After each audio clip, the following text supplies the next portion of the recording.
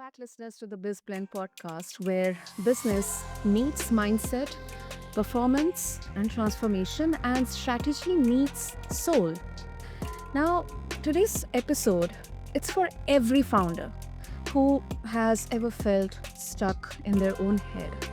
Maybe when strategy isn't enough and they kind of feel demotivated. They feel like motivation is out of reach.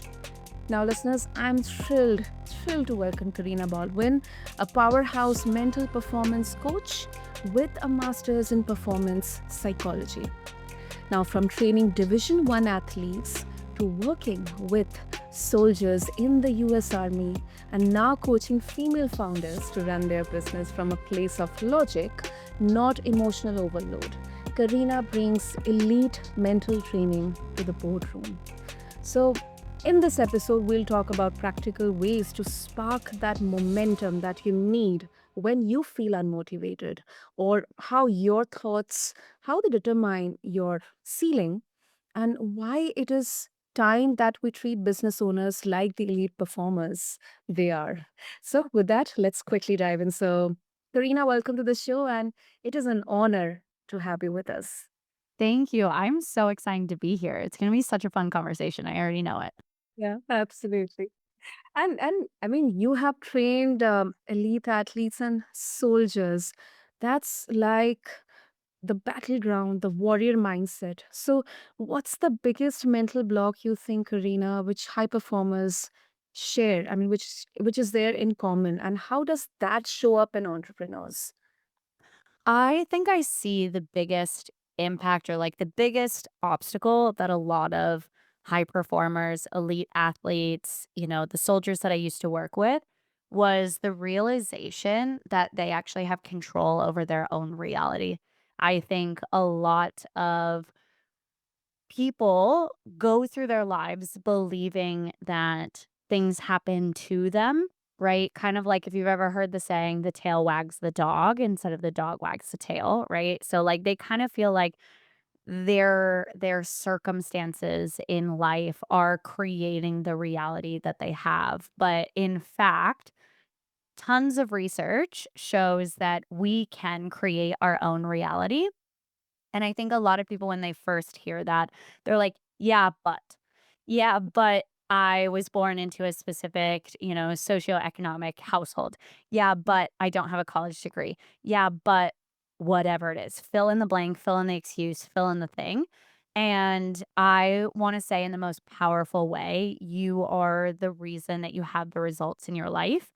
And by that, let it also be known that you are also the reason that you can have success. You can get past these obstacles.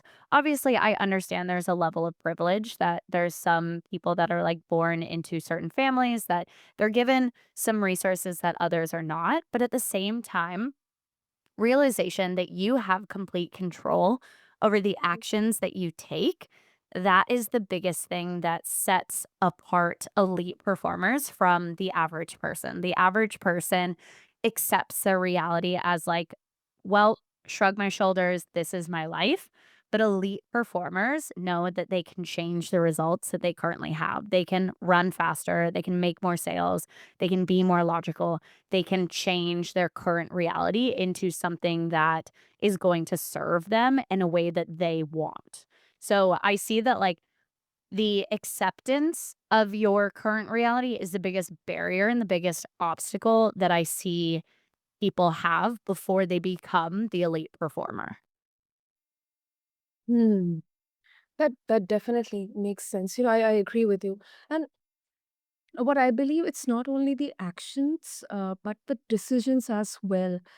Sometimes the decisions we take, um, if we are kind of held up into that anxiety or fear, then they could really change the course of events, the way we react as well. So I absolutely agree with you, Karina. Now, I've also seen founders, kind of freeze right when things start to succeed. Uh, Yeah. is that the same performance anxiety you may have witnessed in sports or the military? Yeah, it's the inability for the brain to, like, process the possibility of success, right? Because with success means there's new pressures, right? I think a lot of people, they don't wanna believe that their brain is fearful of success, but unfortunately, like, it is something that happens in the brain, right? It's kind of like the survival mode kicks in, and success to the ego part of the brain, the caveman part of the brain, the primitive part of the brain, whatever you want to call it, success means I have to keep doing this. I have to keep holding myself to the standard, and that I'm gonna be in a spotlight that I haven't been in before. And the Mhm. reality of the primitive brain is we are here for survival, right? Yeah, we're no longer running from saber-tooth tigers like the caveman days were, right? But we're running from financial success. We're running from, ostracization. We're running from embarrassment or failure, right? Those things still exist in this day and age.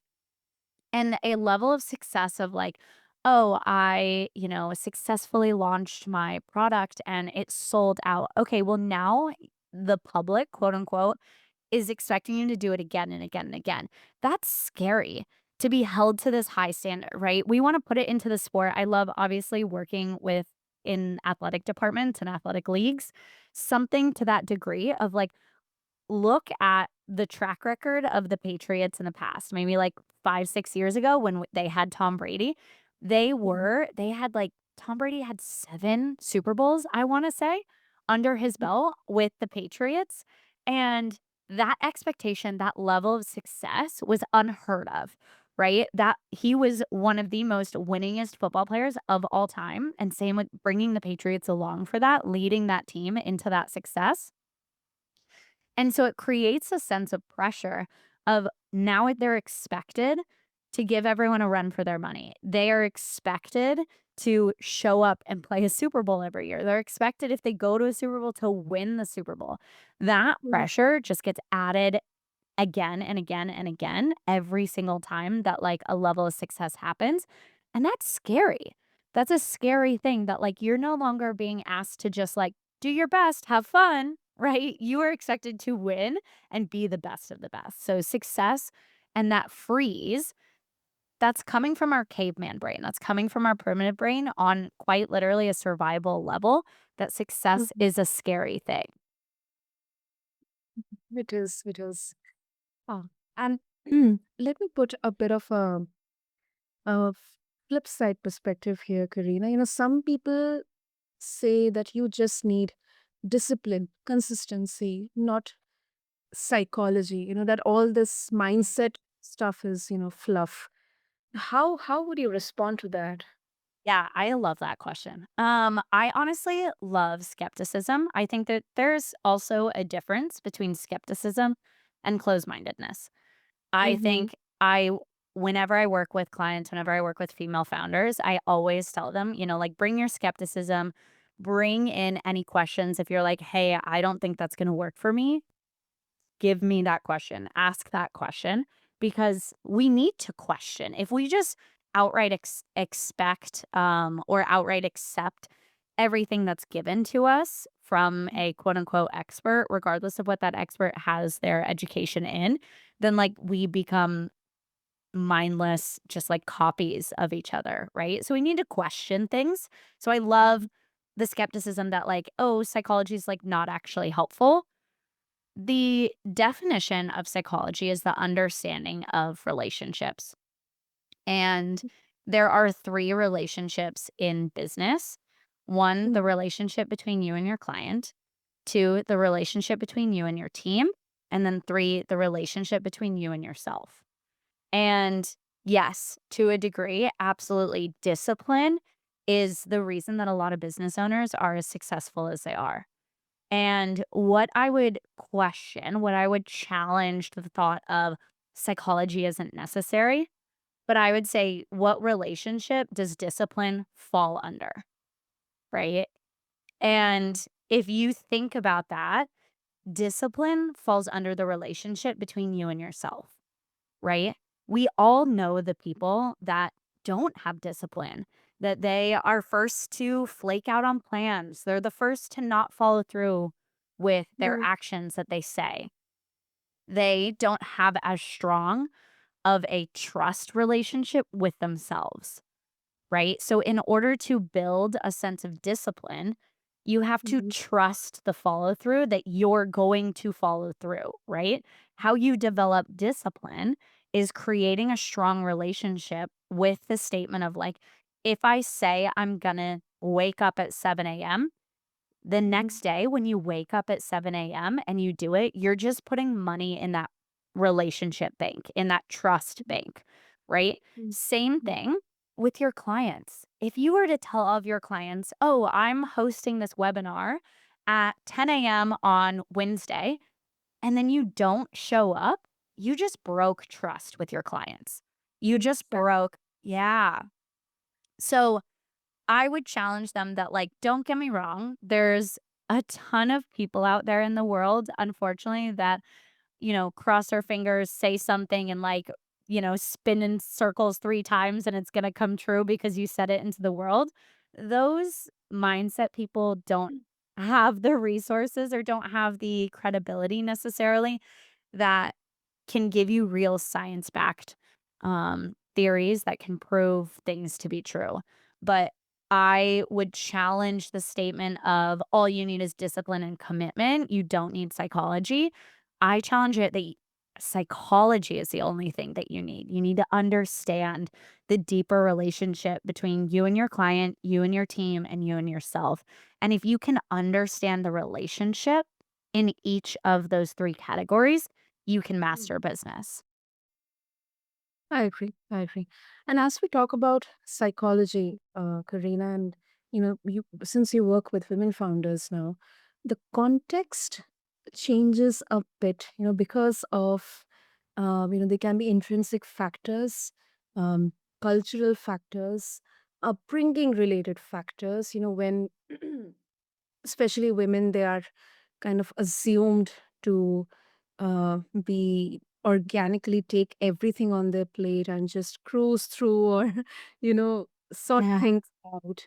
So what would you say in this context, because sometimes the burden of everything can really break that discipline consistency down to the core. Yeah, absolutely. I think as females, particularly if you take on the role of motherhood as well, you're expected to hold so much weight on your shoulders. You are expected by societal norms to be good at your job and be a good mother and be at home and perform in the boardroom and don't forget to work out and don't forget to go to therapy and don't forget to have margaritas with your friends on Tuesday. There's so many societal pressures that are put on women in this day and age, particularly in like the capitalistic cultures that we have. Yeah. And I think one of the things that performance psychology can do is I wanna say that there's no such thing, this is with an asterisk, there is no such thing as a work-life balance. The reality of the human brain is we can only focus on one thing at a time. Yeah. So that means that there are gonna be times that family comes second. But that also means that there are gonna be time that business comes second, that family comes first, that being with friends, Margarita Tuesday, that you are present with your friends. And so something that I work with all of my clients on is, yeah, you can like zoom out and essentially it's time management, but really it's figuring out where your priorities are in your life and what's going to serve you best. Because there are going to be times that family needs to be the only thing on your brain. And then there are other times where you're like, "Hey fam, I need you to like I'm going to close the door and I need 2 hours of uninterrupted time. And if I get these 2 hours of uninterrupted time, I can spend all evening with kiddos and partner and friends and family because I got my work done." And it's prioritizing the right thing at the right time. So instead of half in, half out, where we have a baby on our hip and a screaming toddler in the background and we're trying to work, but instead, are there times where we could ask a family member, ask a friend, hire a nanny for 2 hours to get focused, intentional work, and then be like, "Thank you, nanny, for your time. That was super easy. $50 out of the way." Or the teenager down the street, if you have, toddlers that you can trust with the teenager down the street. Mhm. Um, and being able to actually be like, "Okay, I got my 2 hours of work done. Now it's time to give all of my attention to my family. Give all of my attention and prioritize them now." Right? So it's prioritizing and scheduling the right things at the right time, so your attention is going to the right things at the right time. True. True. Hmm. Yeah. It can be overwhelming, but it is possible. It is Yeah. possible. Yeah, I think the biggest thing is, like, empowering that everyone can do it, and while you're seemingly drowning, it Mm. seems really scary and it seems really hard. It seems like, "Well, I can't afford that. I don't have anyone in my corner. I don't know how I'm gonna get childcare. My partner is at work. They're the breadwinner right now because I'm at home with the kids, but how can I still build my business?" There are other strategies that we can figure out of, like, maybe it's time during nap time that, like, okay, this 30 minutes, hour that I know that baby will be asleep, I Mhm. get in and I focus on the needle moving action. The one thing, is it cold outreach? Is it invoicing clients? That that most basic level of business is getting new clients in and or reoccurring clients, sales coming in, revenue coming in. How can we make sure that we're prioritizing those things and serving when we can, right? But finding little bits and pieces of time throughout the day, we can figure out how to make yourself run your business and still be present with family at home. True. True. And let's also talk about some of the solutions out there, Karina. So, any tangible mental skills or routines you recommend for sparking or reigniting that motivation, especially during emotional overwhelm or maybe burnout? Yeah, absolutely. I love analogies. I'm a queen of analogies. I think they really help show the brain and are able to, like, tangibly give everyone, "Oh, that makes sense."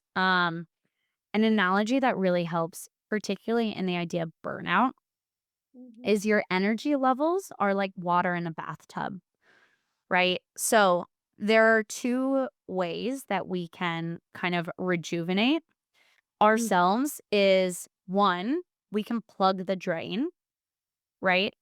And then two is we can turn on the faucet. And there are huge differences between the two. So, what it may look like is self soothing versus self care. I think a lot of times there are a lot of actions that are self soothing that a lot of people misconstrue as self care. Those are the ideas of, like, oh, I need to scroll on Instagram, or I need to watch Netflix, or I need to take a bubble bath. All of those things are self soothing. They stop the water from going out of the bathtub, right? They plug the drain. But self-care is like Mm. going to the gym, eating healthy, hanging out with people that fill your cup, your friends, your family, your partner, maybe your kids, right? Like, w we need to see the difference. We need to make sure there are times that each self-soothing and self-care are taken care of. When you are in burnout, your bathtub water is, like, down to your last, like, 3 inches. It is barely enough to cover your feet in the tub if you stepped into it, right? You are drained. But if you don't plug the drain and turn on the faucet, the water's not gonna fill back up. If we only turn on the faucet and we don't plug the drain, it's gonna take forever for us to fill it back up. If we just simply overload ourselves with gym time and healthy food. And then it takes more of our time to plan all of our meals and more of our time to plan hang out with friends. It's just adding more to our plate that, like, it's starting to fill our cup, but the water is still being drained from the tub, right? So Mm. we need to also be able to check out, stop the tub from draining by doing some of those self soothing. Can you just simply sit and be? Can you just simply exist in the world without having to turn on the brain, without having to work super hard? Is it the bathtub? Is it the glass of wine? Is it the Netflix? Is it the, scrolling on Instagram? All we're doing is pressing pause. First, Mm. we press pause, then we turn on the faucet and add some of those "this is what fills my cup" action. Because a lot of the time, when people are burnt out, it's Yeah, truly not because they're doing too much, it's because they're not doing enough of the things that fill them up, right? exact. Yeah. Yeah. So I would say that, like, identifying the difference for you, this is a tangible skill. Identifying the difference. What is your self-soothing actions and your self-care actions? Because it's different for everybody. Some of it, if you're like, listen to all those things that I listed off, amazing. And you're like, oh, yeah, that's what I do. Great. Do them. But they can be different from person to person. Some people may go for walks. Some people are like, I want to go run a marathon. Some people are, like, oh, I need to go to the plant store. Amazing. Do that. But we need to figure out first what's the self soothing versus what is the self care. Identify that difference and make sure Mm. you have a balance of having each of them in your life. Absolutely. And Hmm.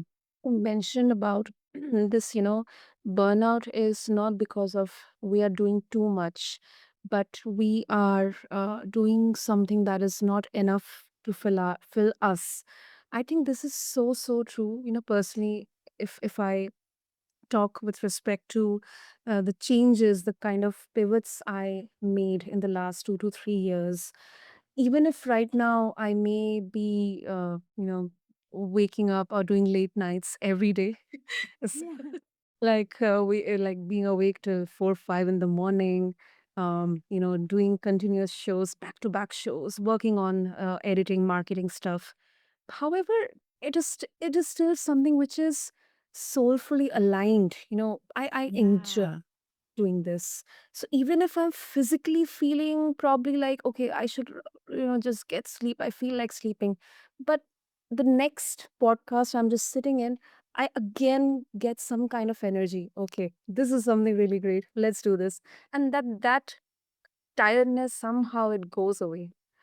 Yeah. There's something that lights you up inside when you're doing something that you love.